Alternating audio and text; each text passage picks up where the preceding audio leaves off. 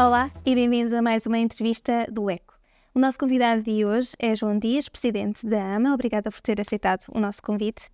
Numa cimeira organizada pela AMA no ano passado, chegou-se à conclusão que o serviço público, o setor público, tem ainda alguma dificuldade em reter e atrair talento qualificado. Os salários parecem ser o principal obstáculo a essa atração e retenção. Como é que o Estado empregador pode então chamar para si esse talento e esses recursos humanos? Muito bem, muito obrigado pela oportunidade e pelo convite. É um gosto estar aqui, Isabel, e de facto, especialmente em algumas áreas ou em algumas competências, nós sabemos que há uma grande disputa no mercado por talento, especialmente em áreas muito ligadas à tecnologia e ao desenvolvimento de tecnologia. O mercado está, como se diz, sobreaquecido. Exato. Há muita procura das empresas privadas e até muita procura internacional, como sabemos, com jovens que daqui podem trabalhar em teletrabalho para empresas noutras partes do país. E é verdade que isto, para o setor público, traduz-se num desafio ainda adicional, porque nós não temos toda a flexibilidade de recrutamento e de salários e de evolução na carreira e de medidas de meritocracia como têm as empresas privadas. Dito isto, e por outro lado, eu acho que também temos alguns trunfos que podemos aproveitar. Quais são? Que é, há muitos jovens, felizmente, que hoje vão para o mercado de trabalho com outro paradigma, com outro mindset. Ou seja, valorizam outras dimensões que não só a variável salarial. E, por exemplo, no nosso caso, AMA, e nós temos uma área muito forte de tecnologia, o que nós notamos é que jovens que, por exemplo, ou pessoas que estão em algumas fases da vida em que querem se dedicar a uma causa, esta questão do propósito, eu quero contribuir para um bem maior, ou quero estar associado a um projeto que tenha um grande impacto social. Esta questão do propósito, do purpose, de estar associado a uma causa, mobiliza e é uma variável que pesa muito na decisão de muitas pessoas. Por outro lado, eu acredito que no setor público, especialmente para alguns jovens que ainda estão a concluir ou mestrados ou doutoramentos, nós temos condições ideais, muitas vezes com acesso a informação e a dados super interessante, onde eles podem fazer a aplicação, digamos, prática do que estão a estudar, ou até fazer as suas teses de mestrado ou doutoramento em muitas áreas da vida de agências e de entidades públicas, não é? E no caso da AMA também temos alguns casos. E por isso, ou pelo propósito, ou porque as pessoas querem ter uma compatibilidade com a vida académica, ou também pela flexibilidade, que de alguma forma que nós tentamos dar no setor público. Por exemplo, nós na AMA temos modalidades de trabalho híbridas, não é? Em que as pessoas vêm uns dias, outros dias podem trabalhar a partir de casa, ou podem trabalhar em sítios onde gostem, não é? Com a devida conectividade. De facto, há aqui um mix de benefícios ou de critérios ou de fatores outros que não o estritamente financeiro, que felizmente ainda nos permite atrair algumas pessoas. Falou na questão da tecnologia. O Estado e a AMA está a passar um processo de transformação tecnológica. Os recursos humanos, os funcionários, estão a ter a devida formação para essa transformação? Certo. E acho que esse é um ponto extremamente importante, porque de pouco adianta nós irmos para o estado da arte da tecnologia e adotar as principais tecnologias, e nós estamos a tentar fazer isso na AMA. Por exemplo, fomos das primeiras entidades, seguramente em Portugal, mas talvez a nível europeu, que pôs o Copilot, que é uma ferramenta, digamos, de inteligência artificial com base em ChatGPT, ao acesso da maioria dos nossos colaboradores para aumentar a sua produtividade. Mas dito isto, fizemos isso, mas fizemos uma sessão e tivemos um programa só de formação para as pessoas tirarem o máximo proveito da tecnologia. Por isso, as duas coisas andam de mãos dadas, são duas faces da mesma moeda. Ou seja, quanto maior é o salto tecnológico que damos, do meu ponto de vista, maior é a aposta e o cuidado que temos de ter também com o tema da formação. E nós temos esse cuidado na AMA, e eu acho que no Estado como um todo, e nós participamos em fóruns, temos uma parceria muito forte e somos parceiros do INA, que está a fazer um esforço muito grande para garantir que nas várias áreas tecnológicas, temas como cloud, inteligência artificial, todos estes grandes temas ligados à tecnologia, ao digital, que temos uma oferta variada de formação para os funcionários públicos ou para os trabalhadores do Estado, e a vários níveis e para vários segmentos, ou seja, coisas mais para gestão, coisas mais para cargos de direção e até mesmo um nível técnico. E por isso, desse ponto de vista, eu acho que o Estado está cada vez melhor preparado e mais consciente da importância da formação, e trabalhamos muito em parceria e de forma coordenada e também, naturalmente, com a ajuda das universidades e, em alguns casos, de consultoras, para prestar esta formação aos funcionários. Antes de continuarmos na formação, agora fiquei curiosa. A introdução de inteligência artificial aumentou efetivamente a produtividade dos funcionários, como esperava? Pronto, é recente, é muito recente, mas assim, o feedback ainda não quantificado, mas o feedback oral que estamos a ter de muitos dos nossos colaboradores é absolutamente extraordinário, porque, imagino, nós na AMA temos que seguir um bocadinho toda a produção legislativa europeia em matérias muito diversificadas do digital, que toca muitos temas, e tudo isso é um esforço muito grande, de leitura, de análise. Ter uma ferramenta que ajuda a sistematizar, a sumarizar, a fazer análises, é absolutamente extraordinário, né, nessa área. Ou já temos muitas áreas de atividade onde já estamos mesmo a fazer pilotos dedicados para usar essa tecnologia. Por exemplo, na área da contratação pública. Nós e as entidades públicas temos que seguir o CCP, o Código dos Contratos Públicos, tem uma série de processos sempre que precisamos de comprar alguma coisa, um serviço, um bem. E imagine, por exemplo, quando lançamos um concurso grande de tecnologia ou de outsourcing, vêm vários candidatos, não é? E todos trazem as suas propostas com centenas de páginas, não é? Imagino que é estar a analisar isto à mão, folha a folha, a quantidade de pessoas que ocupa, ou ter uma ferramenta deste tipo que faz logo um checklist do que a gente precisa de saber, se está, se não está. Não substitui o humano, isto é muito importante, não substitui, mas há todo um trabalho rotineiro de muito baixo valor acrescentado que esta tecnologia acelera e liberta o humano para depois fazer a análise qualitativa que interessa. É outro campo de aplicação, na contratação pública. Um terceiro campo de aplicação, onde já estamos também a testar, e a taxa de sucesso foi, só para ter uma ideia, de 99%. Então. E agora vamos mesmo passar a produção, já estamos a passar a produção, que é na análise de feedback do cidadão. Reclamações, sugestões, elogios. Não é? Nós coordenamos todas as lojas do cidadão do país, algumas são geridas diretamente por nós, outras são pelos municípios, mas têm tudo a coordenação e a supervisão da AMA, e também espaços de cidadão, e as pessoas naturalmente, e é por lei obrigatório, ou podem escrever um comentário, uma reclamação, uma sugestão, um elogio no livro, fisicamente, ou depois podem digitalmente no site do E-Portugal fazer esse comentário, dar esse feedback.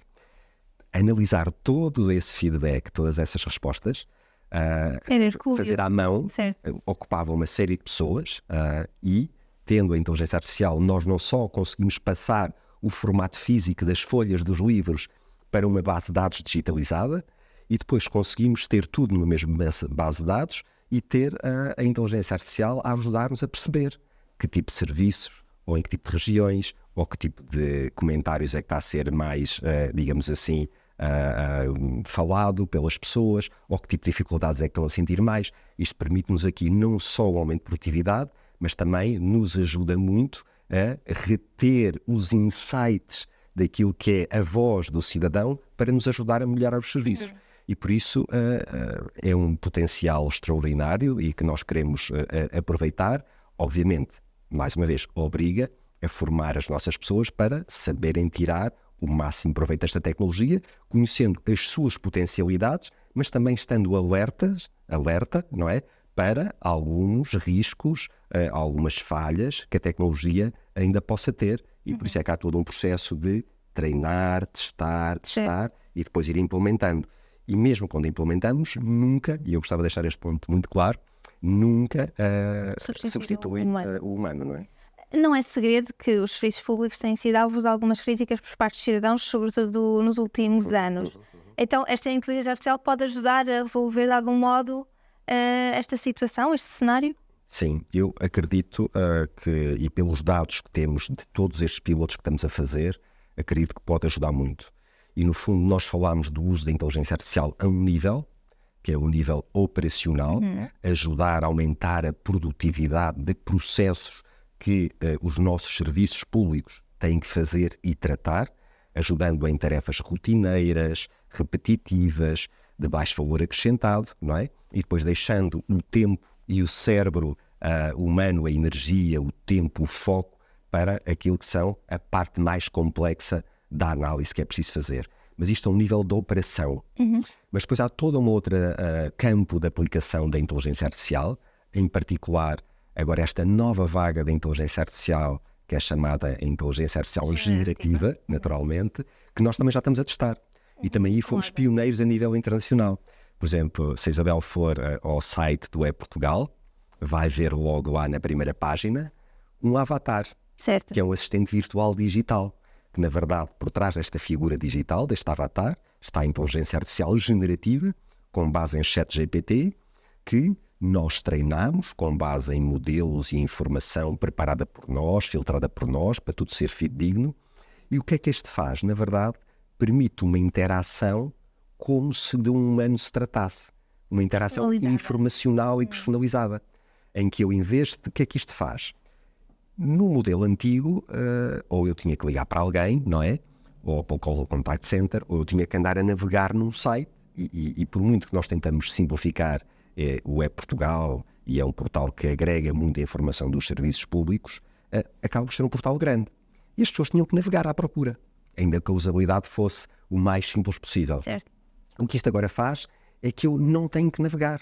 Ou seja, eu falo e pergunto o que eu quero saber e ou falo ou escrevo no chat e ele escreve e fala-me.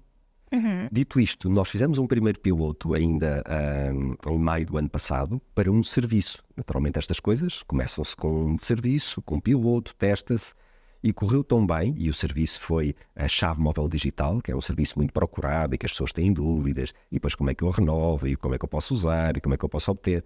E treinámos este assistente virtual com toda esta tecnologia para prestar informação sobre este serviço.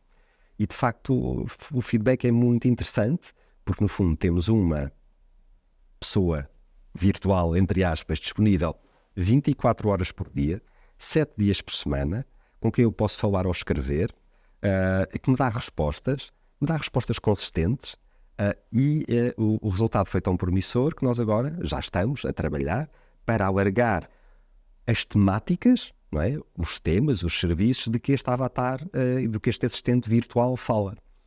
Isto para dizer o quê? Para além dos temas mais operacionais, que também é importante, não é? Que os processos no back-office do Estado andem rápido e com eficiência, há toda uma nova janela de oportunidade que é na interação direta com o cidadão.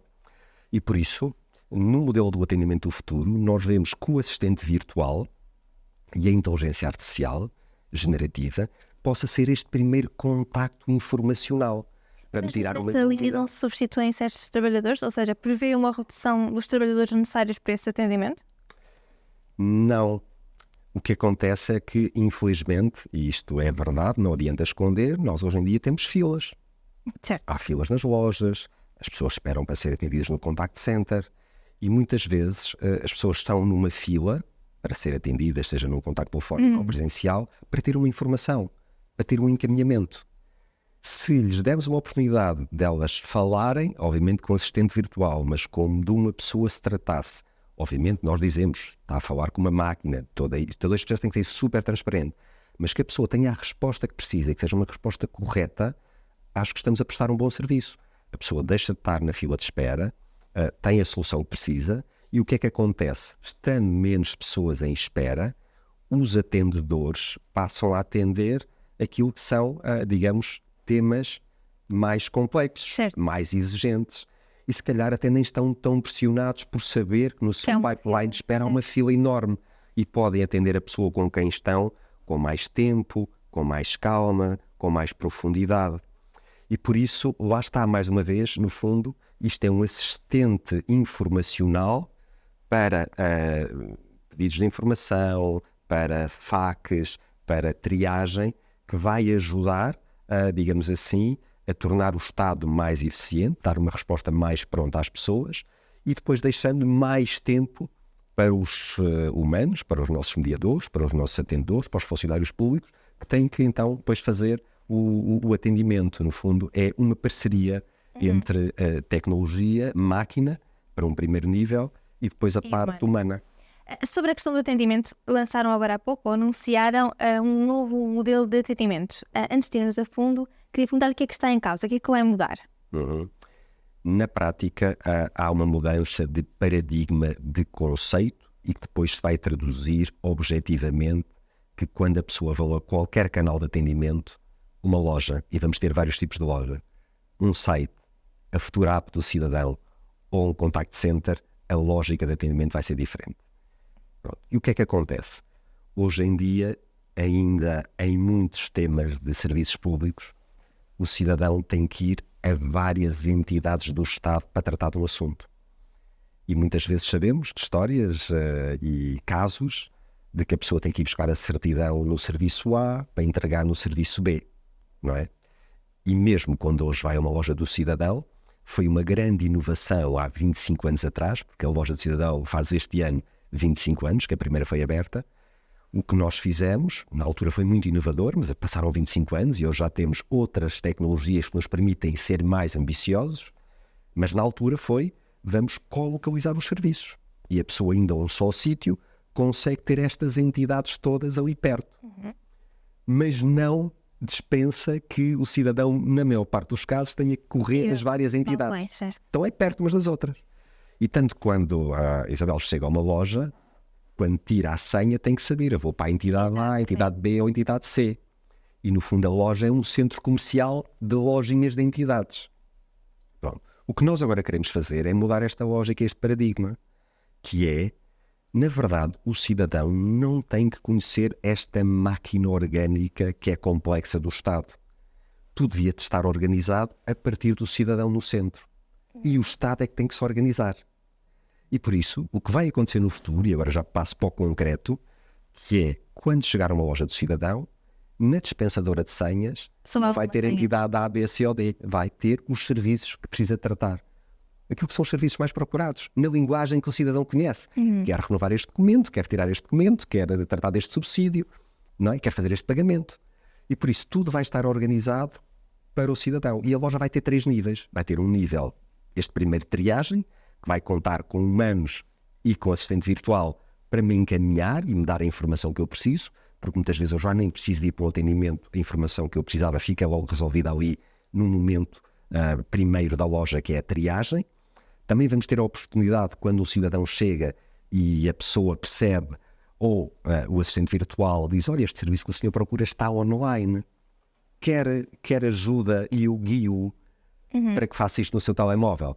E por isso vamos ter este autoatendimento assistido, seja pelo assistente virtual ou seja por pessoas humanas que vão estar ainda nesta primeira parte. Então, nesta primeira parte temos prestar informação, triagem e para aqueles que se percebe que são digitalizados, no sentido que têm um equipamento, um smartphone, conectividade e sabem minimamente, têm a mínima literacia digital para o fazer, vamos ensiná-los a fazer. Pronto.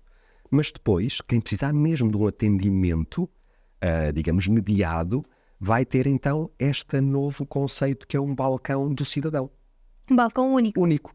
Multisserviço, multi-entidade, em que eu vou lá tratar do meu tema. Obviamente, se calhar vai-me dizer, mas não vou conseguir pôr tudo, porque há coisas muito complexas nesse balcão. É verdade. A nossa ambição é que, sei lá, 70%, 80% dos temas sejam tratados ou nesta primeira linha de triagem, encaminhamento, autoatendimento assistido, ou na segunda linha generalista. É como se quase no hospital isto fosse a triagem do enfermeiro e depois aqui é o médico de clínica geral, mas há temas que são complexos, naturalmente, ou que não são possíveis de digitalizar. E então sim, há uma terceira linha, neste caso, que é o atendimento especializado e que aí sim vem a pessoa da entidade de origem, mas já é só para um número muito menor de casos. E o que é que pode acontecer?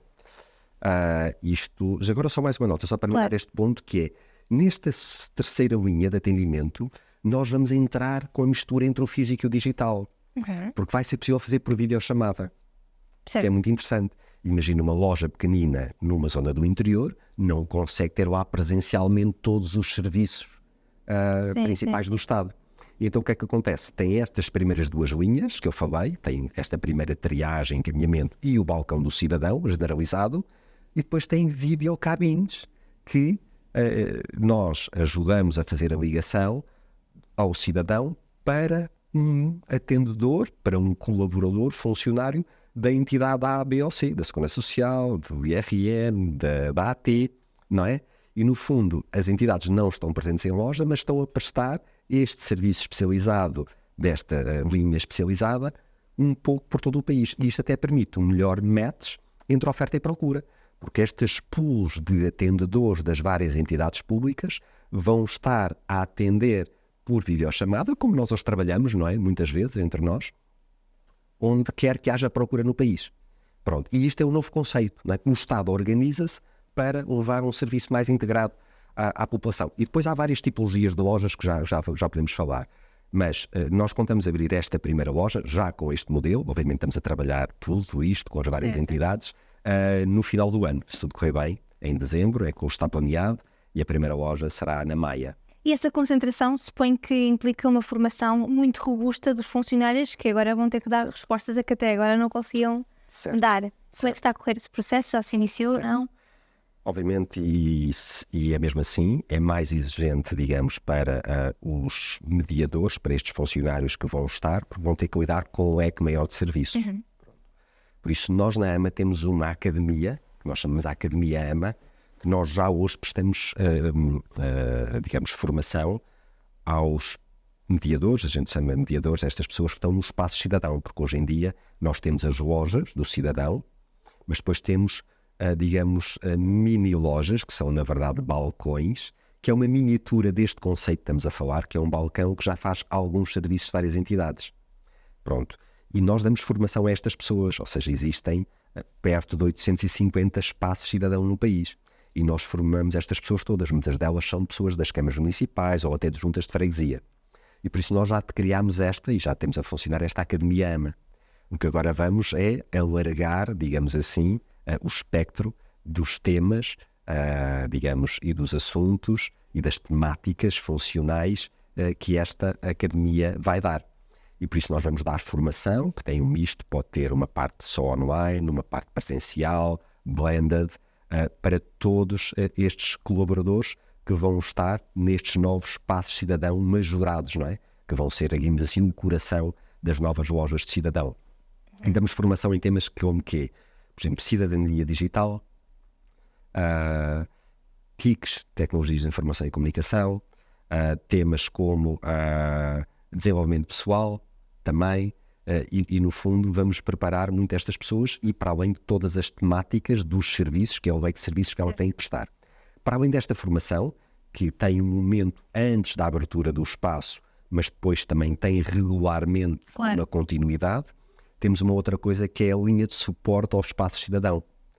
Ou seja, por exemplo, se eu for uma pessoa que estou a atender num espaço de cidadão ou que vai estar a atender num destes balcões agora generalistas, balcões do cidadão, eu tenho uma linha onde estão pessoas da AMA, especializadas, não é? E com muita formação, a quem eu posso recorrer. Se eu tiver uma dúvida, se eu tiver uma situação complexa em mãos, se eu não souber como tratar de um processo, eu tenho sempre esta backup, esta retaguarda que me ajuda. Pronto, isto são dois pilares muito importantes para que este modelo funcione. E obviamente vai ter que haver aqui também muita formação, porque para este modelo funcionar, estas pessoas vão estar muito assistidas por tecnologia. Certo, eu queria perguntar-lhe sobre isso. O facto de a administração pública em geral estar envelhecida põe de algum modo em causa esta formação? Ou seja, pessoas mais velhas têm menor abertura para essa formação ou tem corrido tudo bem, mesmo com uma média etária mais avançada? Ou seja, o que eu noto e o que temos sentido é que estas pessoas que estão na linha da frente, na chamada da linha da frente, não é, a atender o cidadão, muitas das vezes são pessoas que têm uma dedicação tão grande à causa pública, ao serviço público, têm um gosto e uma aptidão para ajudar, para servir, e de facto têm uma motivação tão grande que esta motivação compensa, digamos, alguma menor familiaridade com a parte tecnológica e digital. E na verdade a motivação é a coisa mais importante num ser humano, porque quando há motivação a gente acaba por alcançar os desafios. E eventualmente o que pode acontecer é que os tempos de formação para estas pessoas que têm mais idade sejam um bocadinho mais longos. Mas na verdade também estas ferramentas, muitas delas são o que se chama muito user-friendly. São muito fáceis de navegar e de usar.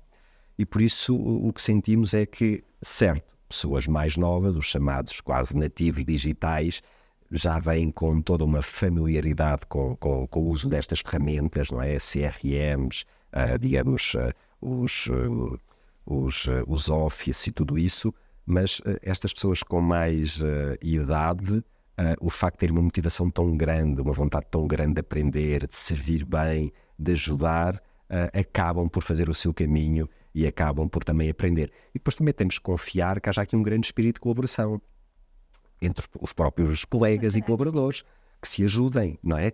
Um mais experiente, se calhar, ajuda uma pessoa mais nova num tema prático, porque já conhece melhor o processo daquele serviço, mas se tiver uma dúvida ou uma dificuldade com uma ferramenta, também pode ir pedir ao colega mais novo, não é? Por exemplo, eu acabo por ser mentor tecnológico de muitas pessoas da minha família, em que ajudei a pôr a aplicação IDGov para ter os documentos digitais. Estou agora a falar de uma outra coisa, mas o conceito, não é? Dos mais novos ajudarem também pessoas que possam não estar tão familiarizadas.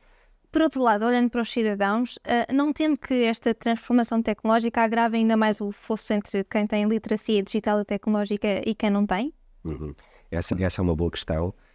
E a visão que nós temos é aquela chamada statement do Digital First, que é todas as pessoas que possam fazer e tratar dos seus serviços públicos de cidadania digitalmente, nós queremos dar-lhes todas as condições e por isso vamos ter um novo portal de serviços públicos, portal único de serviços públicos, que vai substituir a Portugal. Vamos ter uma nova app de cidadão e que vai ser uma e vai ser única e vai substituir o que temos hoje em dia, e tudo vai ser muito bem desenhado, vai ser muito fácil de usar, vai ser personalizado na área privada para cada pessoa, porque cada pessoa tem uma relação diferente com o Estado. Certo. Vai ter lá toda a sua alarmística, digamos assim, alertas do que tem para tratar, de sugestões personalizadas, e por isso vamos fazer uma grande aposta no digital, e acredito que vamos mesmo ser referência nos canais digitais que vamos disponibilizar aos cidadãos. Dito isto, obviamente percebemos que o país naturalmente tem camadas da população que não têm esta literacia digital ou não têm acesso a estes equipamentos, e como é digamos também um ponto de honra e uma premissa que nós não abdicamos de não deixar ninguém para trás, continuamos a apostar naquilo que são, digamos, o atendimento mediado, em que tem ajuda humana, seja no contact center, seja nas lojas. Obviamente que mesmo no contact center e nas lojas vamos ter sempre o assistente virtual a fazer aquela primeira triagem e a dar algumas informações, como falámos. Mas vamos continuar a abrir lojas. Nós temos agora a decorrer um aviso no PRR para abrir 11 novas lojas deste novo modelo que estivemos aqui a falar. Vamos pôr em funcionamento 24 carrinhas elétricas que vão funcionar como lojas do cidadão móveis, que levam destes balcões do cidadão, multi-entidade, multi-serviço, em parceria com as CIMs, a correr, digamos assim, as zonas mais remotas do país, para dar a oportunidade de ter acesso aos serviços públicos a todas as pessoas, mesmo aquelas que vivem em zonas menos centrais, mais afastadas dos centros urbanos e que tenham mais dificuldade em se mobilizar. E por isso, e dito isto, vamos continuar a apostar muito no presencial e vamos continuar muito a apostar na interação humana. Eu até diria que quanto mais apostamos na tecnologia e quanto mais avançamos para tecnologias mais sofisticadas, mais o fator humano é crucial para que tudo funcione. De que modo? Porque de dois modos, não é? Ou seja, muitas pessoas não têm a literacia digital e temos que ter pessoas com tempo, com disponibilidade para os atender, não é? E de facto, se tirarmos carga, se tirarmos procura, digamos, dos canais presenciais, porque, por exemplo, eu e muitas pessoas que eu conheço, prefiro não ir a um canal presencial, ou prefiro não ter que ligar para o lado nenhum. Se me derem a oportunidade de fazer um telemóvel, eu fico encantado da vida e é o melhor serviço que me podem dar. Mas se calhar tem pessoas na minha família que pela idade ou por outras condições precisam mesmo de ter uma pessoa a atendê-los, não é? E por isso, e estas pessoas também precisam de saber usar, digamos, as novas ferramentas tecnológicas para poderem prestar o serviço. E por isso as duas coisas andam par a par, ou seja, nós damos tecnologia para todos os que precisam, mas temos que ter as pessoas cada vez mais como fator central para que o modelo como um todo funcione. Senão criamos aquilo que se chama o digital divide, não é? Em que há um gap. Ou seja, há alguns que de facto têm a vida muito facilitada e depois deixamos algumas pessoas para trás e sem um serviço de qualidade. E o que nós queremos é dar um serviço de qualidade a todos, de acordo com as preferências e com as condições de cada um, não é? Subjacente desta nossa conversa estão dados, muitos dados. O Estado está suficientemente capacitado em termos de cibersegurança para garantir que isto tudo funciona bem e que está devidamente protegido? Certo. Eu diria, se calhar só para clarificar, talvez haja que distinguir dois tipos de dados, não é? Ou seja, há dados que são dados pessoais e que esses estão ao abrigo do chamado RGPD, Regime Geral de Proteção de Dados, e que isso aí é quase uma coisa sagrada, digamos, uma premissa inquestionável que nós temos de ser, e somos, enquanto Estado, absolutamente rigorosos na preservação desses dados, e por isso tudo o que são, digamos, questões de cibersegurança são absolutamente críticas e temos que todas as entidades públicas ter imensa atenção, digamos, a ter medidas e estarmos preparados e estarmos defendidos o melhor possível contra ataques cibernáuticos, e por isso esse é um tema absolutamente crítico. E eu acredito que nós, enquanto, digamos, país e administração pública, temos dado uns passos muito interessantes nesse sentido. Ou seja, nós temos um Centro Nacional de Cibersegurança que faz muita formação, tem uma C Academy, Academia para a Cibersegurança, que dá vários níveis de formação também. Criou agora as C-Networks nas várias regiões do país. Existem, digamos, centros que dão apoio técnico ao Estado, a empresas, sempre que alguma organização possa ter um problema dessa natureza. Temos uma unidade de proteção contra o cibercrime na Polícia Judiciária, temos um centro de ciberdefesa, temos um quadro nacional para a referência, digamos, das boas práticas de cibersegurança. Ou seja, há todo um trabalho que está a ser feito, não é? Dito isto, é um trabalho que não termina. Claro. Como eu já tive a oportunidade de dizer num outro fórum, a cibersegurança não se decreta. Certo. Nem nunca estamos completamente imunes e totalmente protegidos, não é? O objetivo deve ser estarmos conscientes e estarmos o melhor preparados possível e, em particular, sempre que há dados pessoais em jogo, e proteger bem os dados pessoais dos nossos cidadãos. Depois, há uma outra camada de dados, que são os dados, digamos, operacionais, que já são dados anonimizados, não é? Que é informação, entre aspas, de negócio, que é muito útil para nós podermos gerir. É os chamados business intelligence, não é? Em que eu tenho dados dos vários serviços, o que é mais procurado, por que tipo de pessoas, e esta informação, que nós naturalmente também queremos recolher, e é informação de gestão muito importante, que nos permite tomar uma decisão mais informada e perceber exatamente o que é que está a acontecer no terreno para poder melhorar e otimizar e melhorar. Sim. Eu fazia esta pergunta da cibersegurança porque na área tecnológica, no privado, os profissionais desta área são dos mais procurados. No Estado, em particular na AMA, têm mãos suficientes ou têm tido algumas dificuldades em encontrar estes profissionais de cibersegurança? Felizmente, na AMA nós temos, vamos agora reforçar, até no âmbito do novo plano de atividades e do novo orçamento para este ano, vamos poder reforçar alguns quadros nesta área, vamos abrir os recrutamentos, mas isto acaba por ser sempre um misto, não é? Um misto entre ter técnicos especializados, um misto entre ter tecnologia, que ajude também nesta proteção, também ter alguma consultoria externa, ter, não é, parceiros, empresas de consultoria que estejam permanentemente a testar a intrusão às nossas soluções e para ver se detectam falhas, não é? E depois, não menos importante, isto não é só um tema técnico, é um tema de gestão.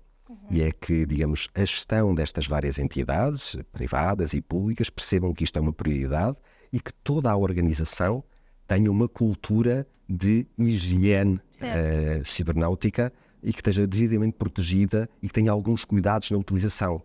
Todos nós sabemos das práticas de phishing, de ransomware, e que de facto a tecnologia ajuda-nos a proteger, mas o elo, digamos, por onde às vezes algumas coisas acontecem e as intrusões acontecem é por um fator humano. E por isso é um esforço coletivo numa organização, todos estarmos cientes deste tema e todos fazemos a nossa parte para que não haja nenhum incidente e que por nós não entre algo que não devia de entrar nos nossos sistemas, não é? Para terminar, o Governo acabou de mudar de mãos e queria perguntar que expectativa é que tem em relação ao novo Governo, em relação a esta questão da modernização e da transformação dos serviços públicos.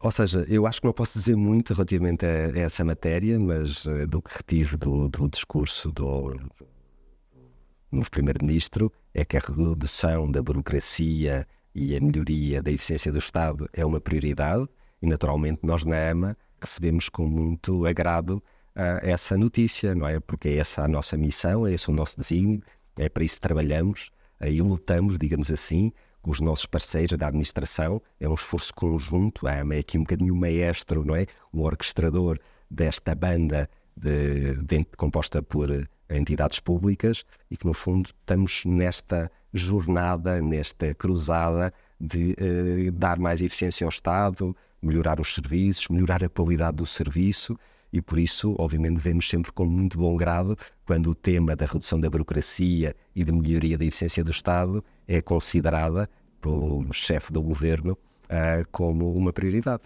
Portanto, está otimista em relação à melhoria dos serviços públicos? Estou otimista, estou muito otimista. Muito bem, muito obrigada por esta Obrigado, conversa. também. Até à próxima.